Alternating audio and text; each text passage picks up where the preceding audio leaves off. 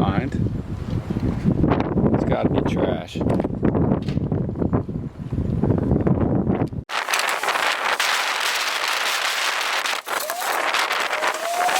We're in a water heater. It's filled with water, but it's draining out now. It's heavy. Coming back from this dump, I just came down a couple streets and just scored a hot water heater. So gotta always have keep your feelers out, because there's scrap everywhere. Yeah. Dude. There's some cable here.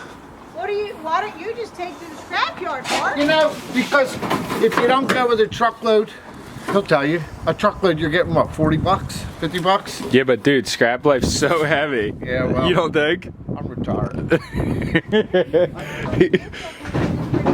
now. I gather it in my neighborhood. Put this much scrap. Yeah. I don't know whether. Well, that's keep life for you. That's, yeah, that's what I'm saying. Some of it might be keep life. This is actually really cool. Yeah, really The guy's cool. throwing it out. It's a plant stand. You put a pot in there and. Yeah, it's cool. Well, also, I was thinking, like, my friend could cut this up like that and then use this for, like, one of his... He makes decorative railings and shit. You know what I mean? And this you can go to Dude, the scrap life's so heavy. There's another You want this? No. Mark, you can walker in there. Oh, this is a cool little table too. Isn't that a cool little chair? Yeah, that's not keep life, though. Yeah, it's not like this floor out on the Black Horse Pike. I was like glued watching it. I'm watching your mom going through there, and then you were like, "Judas, get out of here! There's somebody in there." And your mom's like, "No, really?" Wait, where was There wasn't anyone there. Where was this? Out by Kingpin Lane. Magazine rack hanging on there.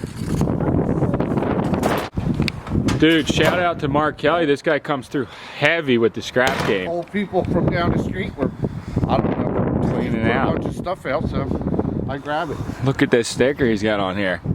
Yeah, boy.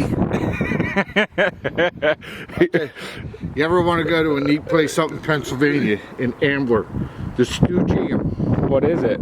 It's a museum dedicated to the Three Stooges. Oh shit. Oh yes, I want to get one from my truck, right? From your magnet. Other people called me that. Yeah. Give me a magnet. Yeah, you want one? I got some. Here, take two. Thank you.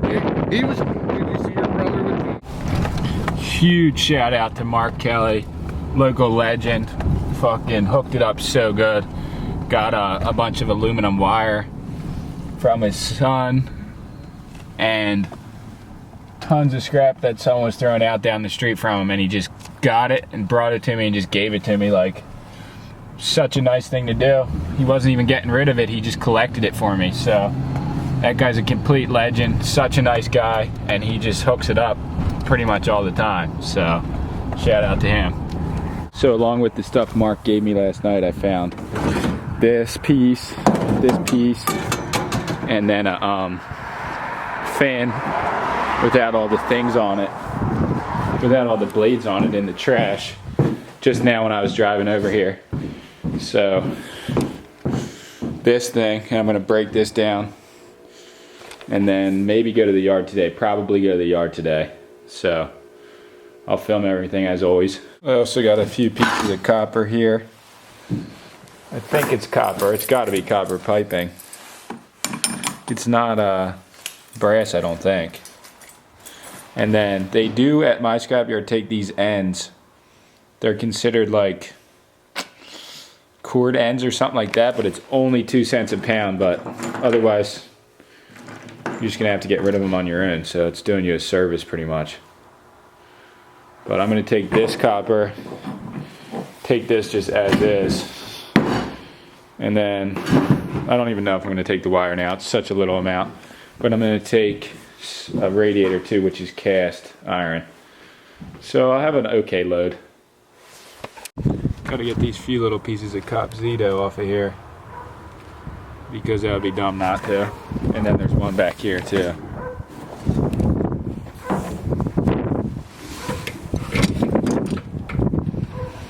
Big guns for this Donnie. Oh, it's getting it.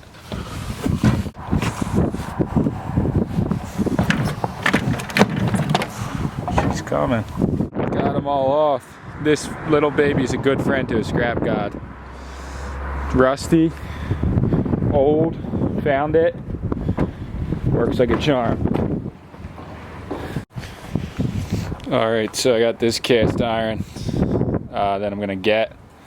And I actually forgot about this whole bag of cans that I found in the marsh. I'm gonna add that to the mix. That was just sitting in the marsh. All aluminum cans. Crazy. Alright, I'm loaded up, I'm ready to go. I got light iron, cast iron, some aluminum wire, a little bit of copper, an extension cord.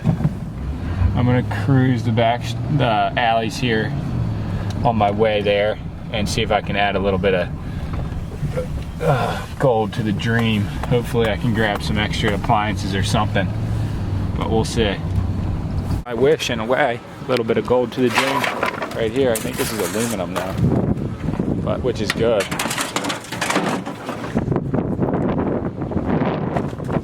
think that's it. That nail in there so no one fucking runs over it. Another day at the scrap yard. Here we are. Back again. That guy might not have lived that one. That's a crazy fucking accident.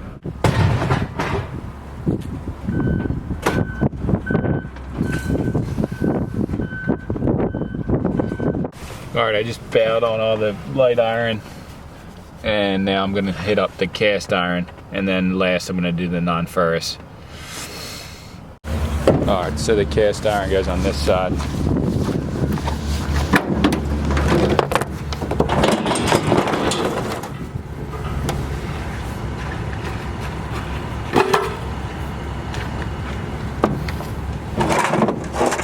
Get this car. That person got fucked up. That sucks. Unless someone just broke it. Alright, cashed out for the day. About to cash in my little slips in the ATM and get my cash. Scrap life. Look at all these nice ass fucking cars that are coming in here on insurance claims. All crashed. So I totaled $41 from that load, which is pretty good considering it was so small. But yeah, the light iron's down a little bit. Fucking $5.75 every 100 pounds. And I had 220 pounds of that. Cast iron is sitting at $7 every 100 pounds, and that's not, I had 90 pounds of that, which was just one radiator and a little pick top. So those things are heavy. If you can find cast iron like that, you're living it. Aluminum breakage, it's 11 pounds, it's at 8 cents a pound. Aluminum cables at 15 cents a pound, I had 12 pounds. Household extension cable, 50 cents a pound. Electric motors, 10 cents a pound. Aluminum cans, 30 cents a pound. 12 pounds of that, and I just found it right on the side of the road, already bagged up. Copper one, it's at $2.05 a pound. Iron E refining, which is the dirty aluminum, is at 70 cents a pound. That's pretty good. Sheet aluminum's at 30 cents a pound. So I made $22 off the non-ferrous and $41 in total. I think I did pretty good. Pretty much just scooped up a water heater and got a bunch of scrap from Mark Kelly, and then added on just that radiator that I had cleaned out from the place in Ventnor. So that was trash anyway. I would have had to pay to dump it if I didn't scrap it. So I'm saying it was a pretty good haul. If you like my scrap videos, if you like my videos in general, please subscribe to my YouTube channel. I'm going to continue to make these videos, so please just I hope you guys enjoyed it, and thanks for watching. You keep the scrap life alive, boys. Verizon trash. Some welcome mats. These are actually pretty nice. We could put one of these in the bottom of the truck to line it. So Verizon was throwing out some nice mats. Grabbed one of each size just to line it. And on to the next dumpster.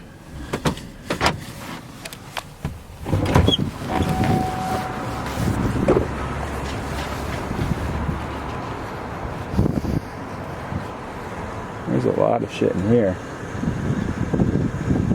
But I don't know if I want any of this shit.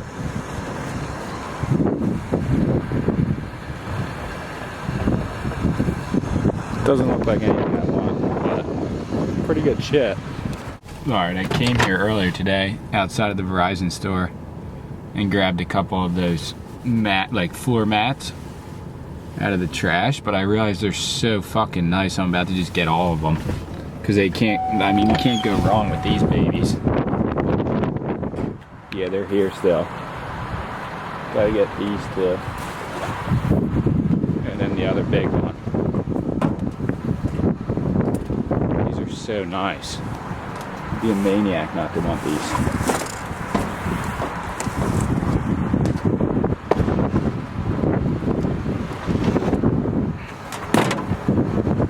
So nice. That's all they got though, but that's a good haul, I claim.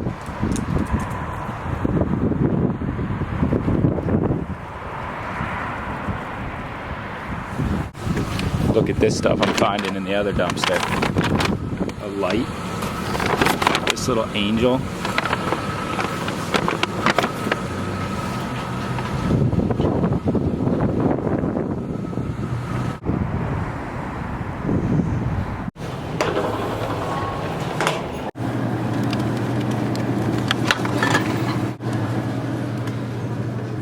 Alright, words of wisdom from what to buy at the beer store. Obviously, of course, my favorite, Busch. Get that every time. But if you want to go a little classier, go for the fucking Lord Chesterfield Yuengling. This is the oldest beer. This is pretty much the oldest beer you can buy that was made in the United States. So if you want to go fucking America for real, not that bullshit Budweiser America type shit, go Lord Chesterfield, because this is the original recipe that was actually brewed by Al Capone during Prohibition. He took the fucking ingredients when it was actually outlawed, and just started opening up breweries and making the same beer with the same name, totally illegally.